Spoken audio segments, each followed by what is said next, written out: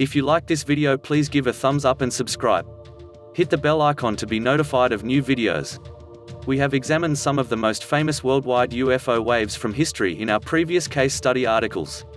Such waves that took place in 1952 or 1954 and really helped to make the subject of UFOs and alien life hugely popular.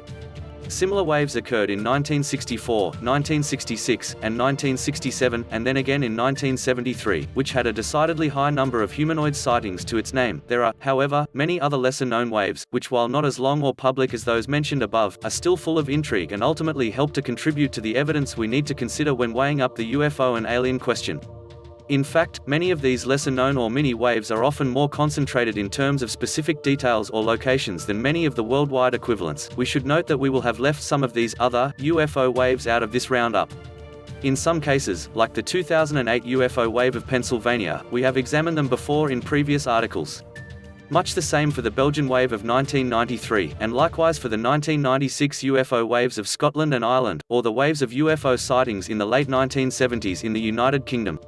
Others, though, mainly because on their own they don't appear to stand out, we have paid little attention to. However, when we start to round up these incidents, as we have mentioned before, incidents classed as random or one-offs, we begin to see patterns and very similar details. Suddenly what appears to be accounts to dismiss began to take on a little more importance. And while we can certainly not hope to reach a conclusion to such complex matters here, we can certainly take steps toward doing so. A quick roundup: we will ask what the reasons might be for such UFO waves, whether the worldwide ones we have examined in previous case study articles or the lesser-known ones we will look at here, at the end of this case study. But perhaps we should just go over a few notes and points. Obviously, what we will touch on here are but a few accounts of each of the respective waves in question. In some cases, only one incident will be examined. It goes without saying that space and indeed keeping one's interest are factors here. After all, we are not looking to merely produce a list or database of incidents.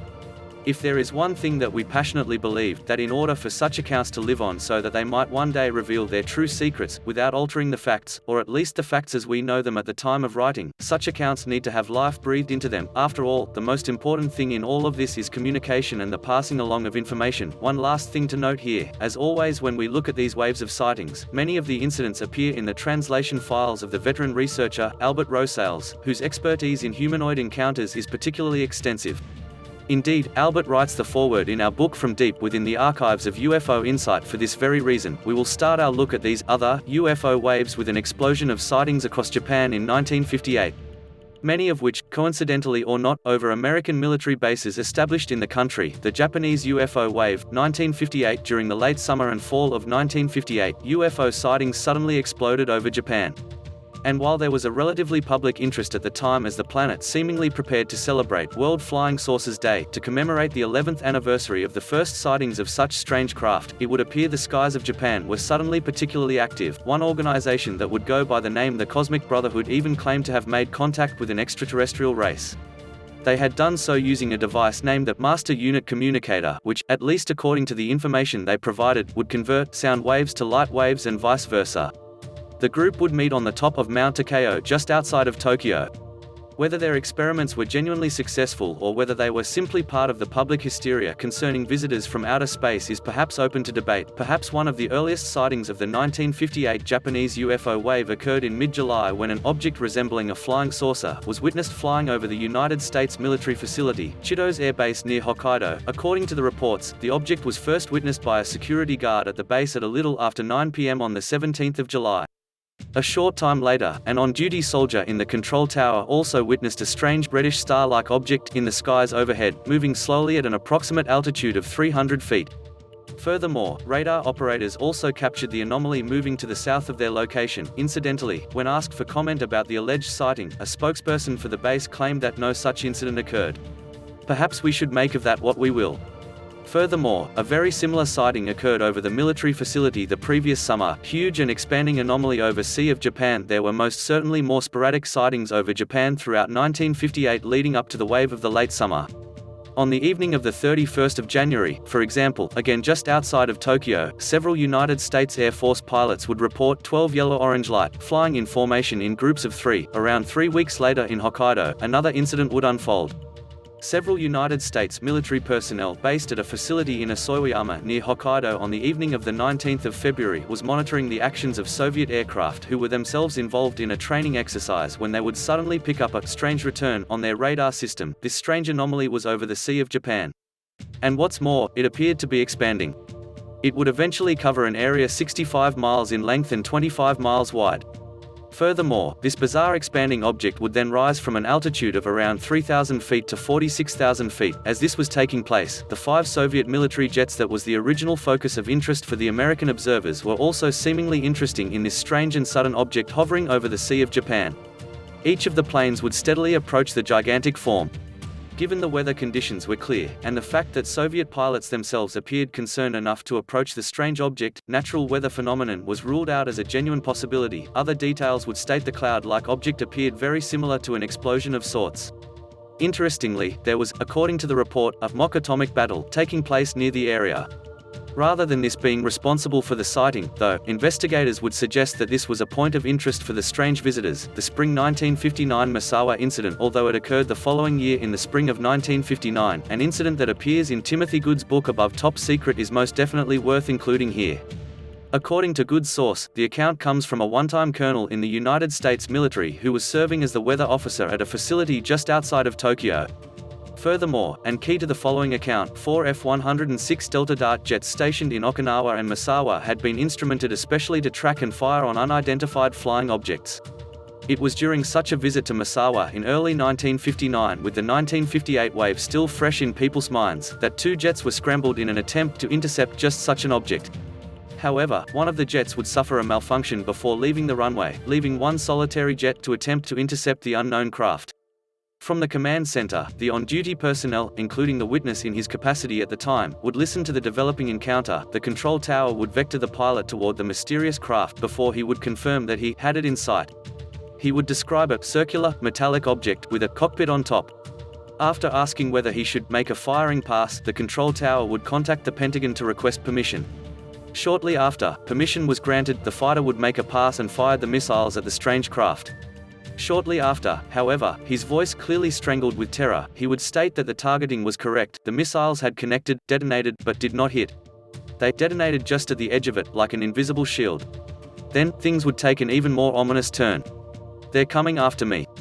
The pilot's voice would come through the speakers of the control tower once again a short time after the failed strike. He would state that the ship was turning and had switched on some kind of beam. Then, he would state, "They're coming after me," the terror in his voice obvious to all. The pilot would take his plane into a dive in an attempt to move away from the huge, disc-shaped craft. As he did so, though, the object did indeed begin to pursue his plane. The control tower began to scream out to the pilot that the object was approaching. And fast, the atmosphere was beyond tense, with the pilot's breathing being the only sound over the speakers. Every now and then he would state that it was getting closer. As the radar operators in the control tower looked on, they would confirm that the 2 objects were matched. In disbelief and confusion, they confirmed that there was no separation between the 2 objects. Then, the blip disappeared from the radar. The military would conduct discreet searches around the area for 4 days following the incident. According to the witness, they never did find anything. The following year in 1960, the UFO wave had seemingly turned its attention further south to New Zealand. The New Zealand UFO wave, 1960. New Zealand was certainly no stranger to bizarre aerial activity long before the wave of UFO sightings it experienced in 1960. We have examined previously, for example, the airship sightings of the early 20th century. In the early hours of the 5th of April, at around 5 a.m., an anonymous female resident would witness and report a flying disc moving across the sky over Invercargill. Despite the obvious machine-like nature of the object, the witness would claim that it made no sound whatsoever. Just over a week later in Napier, just before 6 p.m. on the evening of the 16th of April, 3 women were standing on the shore when they witnessed a cigar-shaped object hovering a short distance from the coast. The witnesses would observe the strange craft for around 2 minutes before it moved out to sea and disappeared into the early evening sky. On the 18th of May in Wellington, an unknown witness would report a cigar-shaped craft hovering overhead. They would also include the detail that several portholes were present along the side of the craft. Incidentally, almost exactly a year later at the same location, an almost identical craft was witnessed. At around 5 p.m. on the evening of the 31st of July over the city of Auckland, a shiny metallic parachute-shaped object was witnessed over the Browns Bay region. What's more, the craft was viewed through binoculars by 4 separate witnesses. It remained visible for around 2 minutes. Around a month later, in the Canterbury region of New Zealand, a nameless male witness would report a strange, hovering object which was visible for around 5 minutes before heading into the night sky. A similar sighting would surface in woodlands in Southland on the evening of the 26th of September when a hovering disc was observed for several minutes. The Brazilian UFO wave, 1962. Without a doubt, one of the most intriguing UFO waves comes from one of the most intriguing, in terms of UFO activity, countries in Brazil. Throughout 1962, but predominantly around September of that year, the South American nation would experience a surge of UFO sightings and strange encounters. What is also interesting is that during this wave would feature the rather strange and ominous detail of apparent alien abduction of random farm animals in the area. In the book Stalking the Herd, Christopher O'Brien would relay an account investigated and reported on by fellow researcher, John Keel, who reported on some intriguing findings regarding the Brazilian government's initial findings into the September UFO wave. According to Keel, a great many of the sightings would occur in the Barcelos region. During their investigations into these sightings, investigators would discover that 17 chickens, 6 pigs, and 2 cows had all strangely vanished from farms in the region. By far, though, the most disturbing account would feature a local resident by the name of Telemarco Xavier, who on the evening of the 1st of September 1962 would simply vanish into thin air near the village of Vila Conceição.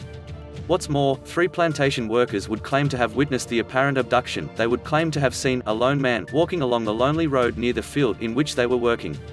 Suddenly, an illuminated object descended onto the road, spraying sparks as it did so.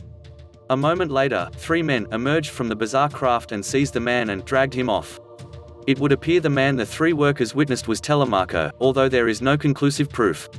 Either way, he remains missing, presumed dead. Even today, the wave begins. Perhaps one of the first sightings of the 1962 Brazilian wave occurred in late August when multiple witnesses in 7 different towns reported a squadron of 5 UFOs moving across the night sky. The witnesses would describe the objects almost exactly: a disc shape with a silver-grey exterior and a display of vivid red light. In the press interest that followed, several witnesses would make statements as to what they had seen. Perhaps one of the most interesting would come from truck driver, Senor Vicente A. Bordoli, who had not only witnessed the display in August 1962, but claimed to have frequently seen strange craft both entering and leaving the sea. This is an important detail given the sheer number of UFO sightings on or around water, a point that we will continue to hammer home whenever we get the chance. We should also consider what Bordoli would state next, when he claimed that it was his opinion that these strange crafts were controlled by signals emanating from underwater bases, perhaps even, he would speculate, a larger submarine mother craft. Indeed, many researchers speculated about the existence of such underwater alien bases, and many abductees have claimed to have been taken to such facilities. Just to reiterate how strongly Bordoli felt in his conviction of something very untoward taking place around the coastline of Brazil, he would finally offer that it was absolutely certain that in the depths of the Gulf of San Matias there is a flying saucer base. Even more, these sightings were common knowledge in the wider Patagonia region. A moment to consider the Patagonia region before we examine some of the other sightings. We should pause and contemplate this last statement. Although outlandish in itself, many believe there to be a huge Nazi presence in this part of South America. German and Nazi sympathizing transplants from war-ravaged Europe where they were now wanted war criminals. Might it be, as hugely speculative as it is, and if we accept for a moment that such claims of escaped Nazis, perhaps even including Hitler himself, are undeniably true for a moment, that as well as themselves, their plans, technologies, and blueprints came with them? We have examined previously, for example, the many claims that within this Nazi technology is reverse-engineered parts, components, and propulsion systems that are extraterrestrial in origin. After the passing of a decade and a half, might some of these sightings in the region, a regular thing according to Bordoli, actually be the test flying of such reverse-engineered technology? Or, as even more outlandish as it might sound, might an extraterrestrial presence have existed and escaped with the Nazis in the days following the end of the Second World War? And where might the seemingly ever-present United States intelligence and shadow departments fit into all of this? After all, there are claims that such agencies were more than aware of a huge Nazi presence in the area as far back as the late 1940s? Might they have continued to monitor such a presence?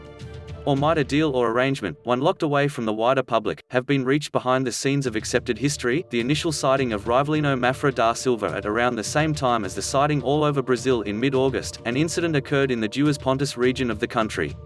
The main witness, Rivelino Mafra da Silva, an illiterate gentleman who lived in a very meager property in the town, would report a bizarre encounter near the home he shared with his 2 young sons. According to the report, on the evening of the 17th of August, Rivelino would notice 2 strange little men who were seemingly digging near his home. He wandered over to them, but as soon as the 2 figures noticed him, they fled from the hole they were digging and disappeared into the surrounding woodland. He would remain where he was for a moment before seeing a red glowing hat-shaped object suddenly take off from the trees and then zoom into the sky, vanishing from sight. 2 days later, however, another account featuring Rivelino Mafra da Silva would occur. One that was much more than a mere sighting. This time, the main witness to the strange events was Rivelino's son, Raimundo Aleluia Mafra, who was 12 years old at the time. He would claim to not only have witnessed a strange UFO-type object but that it resulted in the disintegration of his father. 2 nights later, the witness statement of Raimundo Mafra. What perhaps makes Raimundo's account even more credible than most is that, like his father, he had no prior knowledge of flying saucers and certainly no access to television programs, movies, or comic books where he might have discovered such things. He didn't go to school, instead helping his father raise his 2 younger siblings, who like himself were motherless since her death the previous year.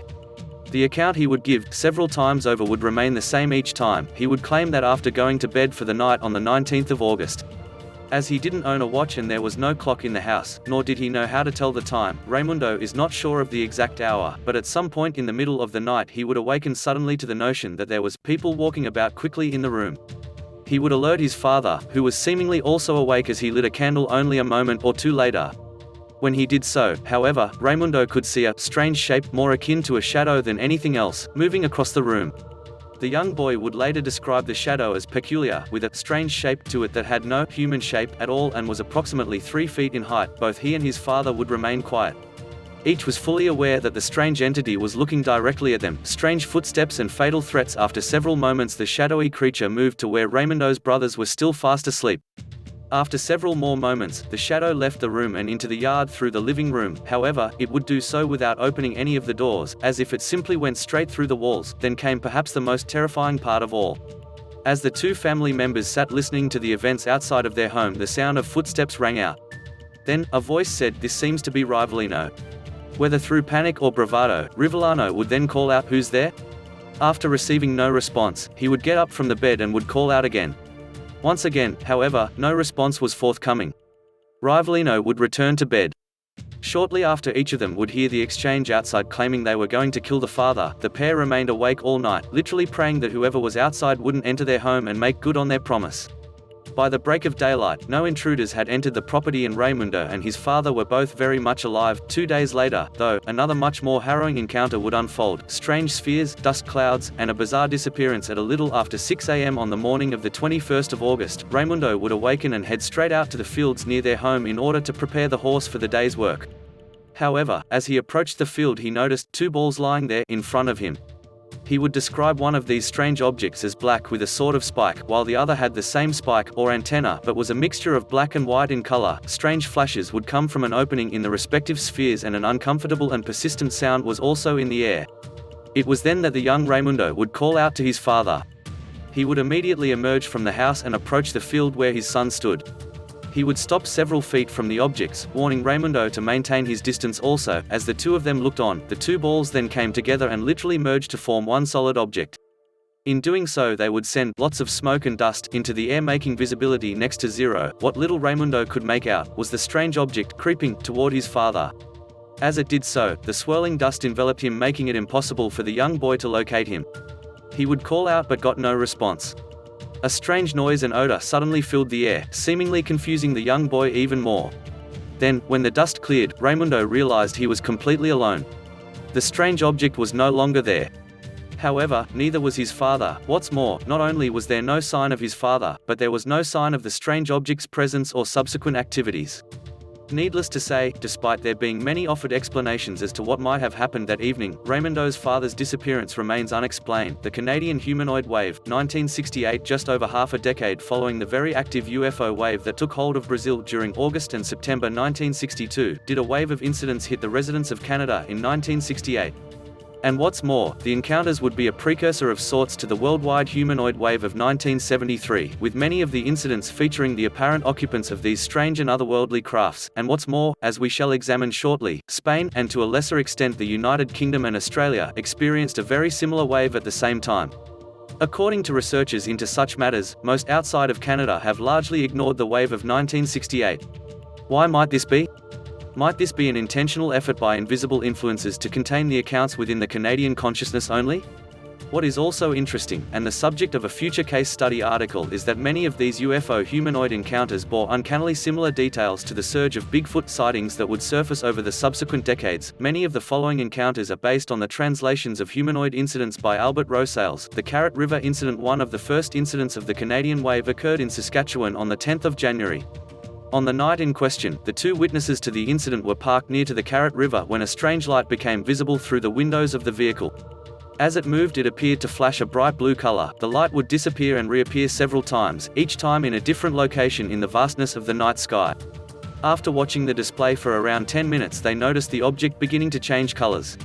As they were watching this bizarre display of colors, they began to hear strange noises in the woodland, followed by a strange thumping sound. As all of this was happening, the witnesses would notice several objects pass by their line of sight ahead of them.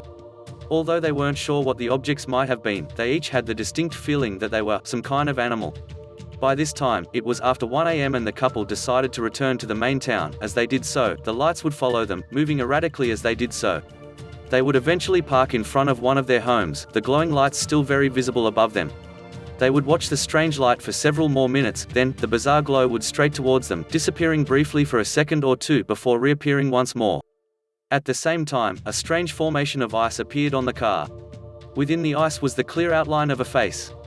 Unnerving the pair, they would leave the vehicle and go inside the property. When one of the witnesses would drive home from the property, the light would follow them once more. The Keats Island men in black encounter. Another strange set of circumstances would unfold on the afternoon and evening of the 29th of January at Keats Island in the British Columbia region. An isolated cabin inhabited by a woman who lived in there alone would be the location for a chilling encounter with what many researchers would claim to be an incident with the men in black. The woman had been witness to several displays of strange lights overhead over a period of several days. What's more, several equally strange objects were perfectly visible at a much closer range navigating over the nearby lake. Remember the key location of water near to UFO sightings. Even stranger, though, was the sudden appearance of two men in neat dark coveralls, who would state rather unconvincingly that they were from the water company.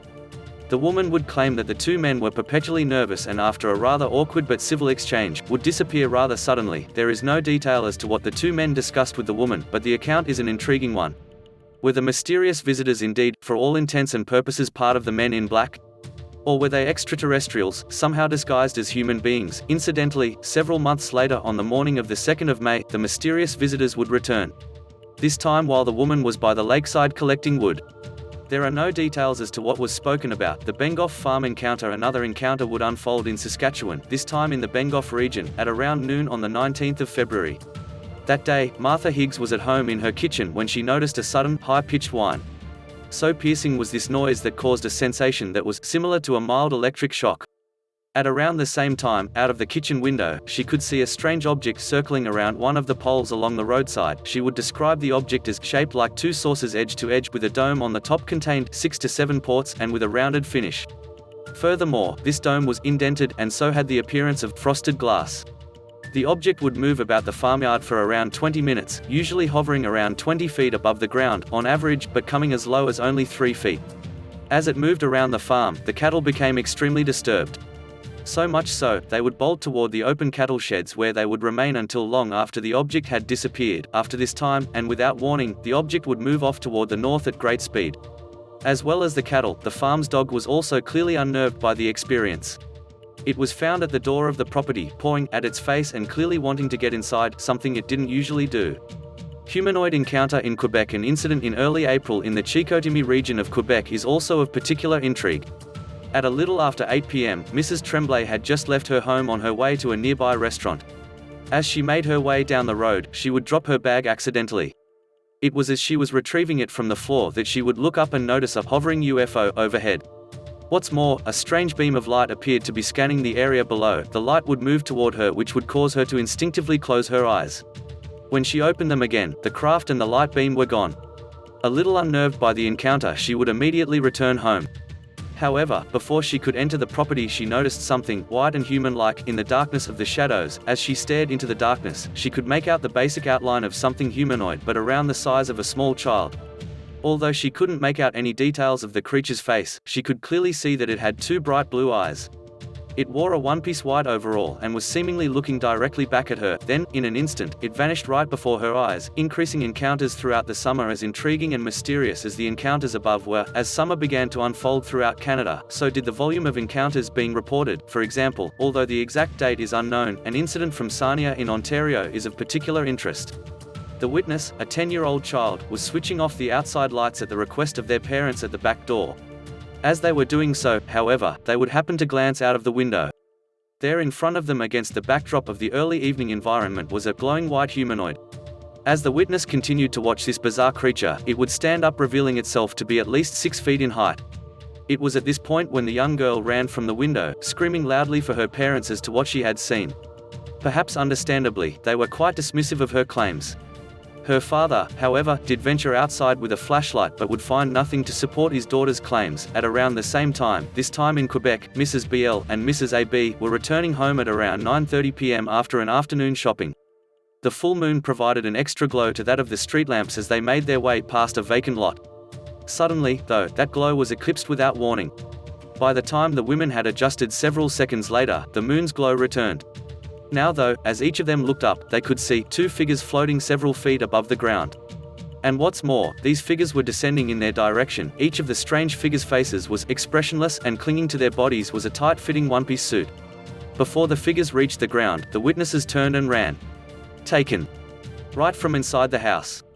Such incidents would continue as the summer unfolded. In June, for example, a farmer in Barhead in Yukon would report an object like an inverted dish which would emit flames of varying colors. Even more bizarre, in a separate top department, 2 figures stood and appeared to be manipulating something that was controlling the craft. As this mysterious object neared the witness, they could clearly see that the occupants were aware of his presence. Their response was to increase their pace and vacate the area immediately. Several weeks later in Ontario, another encounter would unfold. This one altogether more chilling and disturbing. On the night in question, the anonymous female witness was preparing food for her dogs in her kitchen as she usually did each night. Then, without warning or how it happened, she would find herself standing outside her home. What's more, she was completely paralyzed. A strange disc was descending toward her. She would later state in her report that, "I was just taken. Immediately. Right from inside the house." Now, as she stood helplessly outside her home, 3 strange creatures emerged from the now landed craft. Upon reaching her, they dragged her toward the waiting ship. Remember a similar account witnessed by the plantation workers during the wave of 1962 in Brazil. The woman was taken through several rooms, each of which she would recall as a pie-shaped wedge shape, before finally stopping in a medical center. The next thing she knew, she was laying on a levitating bed. A voice informed her she would undergo brain surgery before a hand was waved over her face which calmed her instantly. The next thing she knew, she was back inside her home.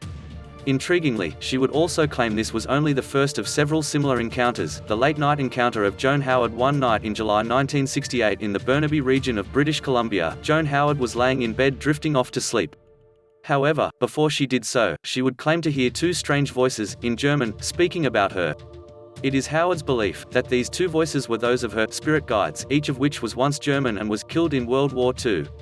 Whatever the truth of the matter might be, what was about to follow was one of the most intriguing encounters on record. When she awoke, she was no longer in her bedroom but somewhere, a cross between the moon and Mars. All around her were people in clothing that resembled spacesuits, while in the background were several tall, futuristic buildings. One of the strange humanoids would approach her and, although speaking quickly, would begin asking questions of her, which she would understand. It was while this exchange between them was taking place that she also noticed physical experiments and procedures taking place on her body. It would appear to her that she was almost looking down on her body as if she was undergoing some kind of strange out-of-body experience. As this realization came to her, she would feel herself re-enter her body once more, if only temporarily. Her mind would also fill with visions of flying saucers, as well as other mountains of information regarding space and the universe. Perhaps even stranger than the incident itself was the claim that she would receive new visions and information each night for several weeks following the encounter. She would ultimately state that these entities were instructors of the universe, shadowy men and small green men. And the evening of the 2nd of July, 3 very similar incidents would unfold, 2 of them in the same location. The first, in Ontario, while scarce in detail, states that several local residents witnessed a bright object land in a field before several shadowy beings emerged from it and entered several of the homes in the vicinity. At around the same time, at a little after 9 p.m. in Quebec, a female witness would report seeing a green, hat-shaped object pass by her home. More interestingly, inside the strange craft, she would claim to have seen 20 small men, all of green color. Whether the object landed or simply continued on into the distance is not known. Several moments later, at around 9:30 p.m., also in Quebec, Constable Michaud, along with another unnamed police officer, would witness two naked little men running through the drainage system of the area. What's more, several members of the public also witnessed the officers giving chase to the two small beings, around 2 to 3 feet high, and even more intriguing, several would state that they simply disappeared just before they were caught. Other details of the strange entities would describe them as small but with the features of an adult and with disproportionately large heads. The incident remains unexplained. Furthermore, the incidents were only the first of several to hit the Quebec region during the summer and fall months of 1968, a particular focus on Quebec on the evening of the 22nd of July. The first of several more UFO encounters would unfold throughout the Quebec region. In the St. Bruno region, for example, 6 young girls would claim to see a strange figure appear in front of them like an apparition. 2 of the girls would state that they even heard a voice in their heads from the figure that they described as soft and slow. On the same night in St. Bastille, a young boy would report seeing a strange man who seemed to be walking in the sky. 4 days later, on the afternoon of the 26th of July at around 3 p.m., 2 young boys were near the local airport hangar when they claimed to see a 3-foot grey-skinned humanoid. When the creature noticed they were looking at it, it ran toward another similar-looking entity. They both then ran into the distance. The boys would notice how the creatures appeared stiff as it moved. Only 2 days later, this time at around 9 p.m. in the St. Stanislas de Kostka region, 5 young adults would witness 2 circular objects with brilliant red halos. As they watched the strange crafts, one of them appeared to descend and land. Intrigued, and armed with a flashlight, the group went out to investigate. When they arrived at the destination, they would witness a strange humanoid creature, around 4 feet tall and with a large head and no apparent neck. The group would turn and run from the strange creature. They would take refuge in the house they were staying in. A short time later, the creature came up to the window, knocking on it several times before backing away and disappearing into the night. A short time later, the object would rise into the air once again, a strange creature on the way home from the fair. Another bizarre incident would occur yet again in Quebec in the early hours of the 4th of August 1968. It was around 5 a.m. when 3 friends, Guy Gann, Jean-Guy Girouard, and Carol Marquisich, each in their early 20s, were returning after having spent the night an all-night fair. As they did, however, they would witness a strange creature that appeared to be injured and having difficulty walking. The 3 would note how it used its hands to balance itself like a monkey. However, when the creature did stand, it was obviously not an escaped or sick monkey. It would stand at around 3 feet tall and had a head that was far different, and much larger than they might expect if the creature were a monkey. As the 3 friends looked on, the creature reached and steadied itself on a lamppost. Then, without warning, it would leap high into the air and disappear. A few moments later, it would appear again on the other side of the road. If the group's calculations were correct, this meant the creature had performed the unbelievable jump of over 30 feet from a standing position. Perhaps we should remind ourselves of some of the sightings of Spring-Heeled Jack from the late 1800s in the United Kingdom, who some witnesses would claim performed similar feats. The creature, whatever it was, remains unknown. In the days leading up to the strange incident, though, several reports are on record of a strange glowing craft in the nearby area. While it isn't automatic that there is a connection between the two events, however, it would be a relatively safe bet. The Spanish UFO reptilian humanoid wave, 1968. Canada wasn't the only country to undergo a wave of humanoid sightings. One of those that experienced some of the most intriguing took place in Spain. Perhaps not least as there was a distinct reptilian feel to the encounters that would unfold there. Arguably the most exciting and mysterious encounter would unfold on the 31st of August when 3 adventure seekers would find more than could have bargained for. On the afternoon in question at around 4 p.m. in the La Yesa mountain range near Valencia, the trio would stop to eat and rest before continuing on. It was as they were doing this that they all noticed a bizarre flash in the sky overhead. Perhaps a notch to the credibility here is that the 3 people had no interest in UFOs. And that certainly was not the reason they were here. So much so, that despite all noticing the strange flash, they would continue preparing their food, not giving a second thought to it. That was until several minutes later when one of the group, Mateo Chova, would walk to the edge of where they were resting in order to relieve himself. As he did so, he noticed a grey-skinned, muscular, humanoid entity. Furthermore, the head or face was distinctly reptilian and sported a pair of bright red eyes. Even more ominous looking were the claws where the hands would normally be. A transparent helmet with a white visor rested in one of the claws. Over its bulging body was a white overall, and the creature also had on a pair of white boots, while a metallic box was hoisted upon his back. The creature was stood as if waiting for someone or something. Sure the creature hadn't seen him, he remained where he was, fears of reptilian invasion. By this point, his friends had noticed his prolonged absence and so looked to see what he was doing. He would motion for them to quietly come and see what he was viewing. They would do so, and for several minutes would watch in awe and shock at the reptilian creature. Then, turning a bizarre situation even stranger, a black, metallic, cylindrical object appeared at a height of around 20 feet.